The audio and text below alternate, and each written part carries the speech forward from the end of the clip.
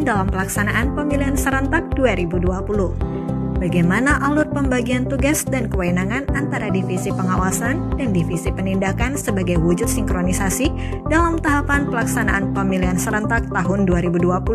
Begini alurnya. 1. Setiap pengawas pemilihan mempunyai kewenangan dalam melakukan pengawasan tahapan pemilihan serentak. Hasil pengawasan tahapan dituangkan dalam Formulir A. Formulir A memuat aktivitas atau kegiatan pengawasan yang mencatat kejadian atau peristiwa atas objek pengawasan yang di dalamnya dapat berupa hasil pengawasan pemilihan, baik yang terdapat dugaan pelanggaran maupun tidak terdapat dugaan pelanggaran. Meskipun tidak ada dugaan pelanggaran, formulir A tetap diisi oleh pengawas. Kenapa?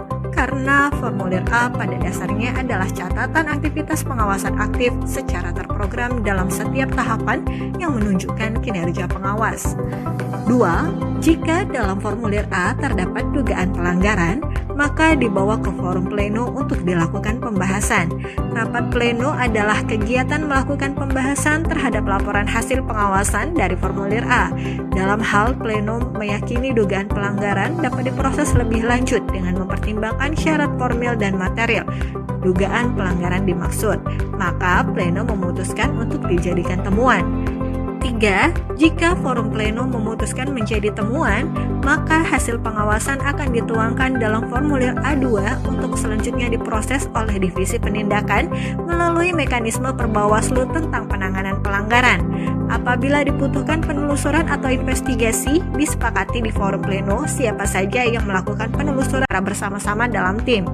Jika dalam investigasi didapatkan dugaan pelanggaran baru, maka dituliskan kembali dalam formulir A secara lebih lengkap.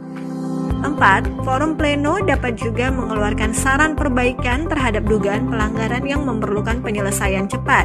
Sebagai contoh, kesaksian pengawas pemilihan ketika mengetahui ada pendukung calon perseorangan yang menyatakan tidak mendukung tetapi tidak menandatangani surat pernyataan dalam tahapan verifikasi faktual, alur yang dilakukan oleh pengawas pemilihan adalah A. Menuangkannya dalam formulir A, B. Diputuskan dalam forum pleno oleh pengawas kecamatan, C. Dituangkan dalam saran perbaikan ke panitia pemilihan kecamatan, D. Saran perbaikan dilaksanakan maksimal 3 kali 24 jam sejak diketahui, dan E. Saran perbaikan dilampirkan bukti-bukti pendukung.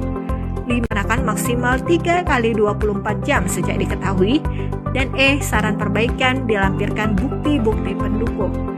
5. Divisi pengawasan bertanggung jawab terhadap data dugaan pelanggaran dari hasil pengawasan, dan Divisi Penindakan bertanggung jawab terhadap data tindak lanjut temuan dan laporan dugaan penanganan pelanggaran.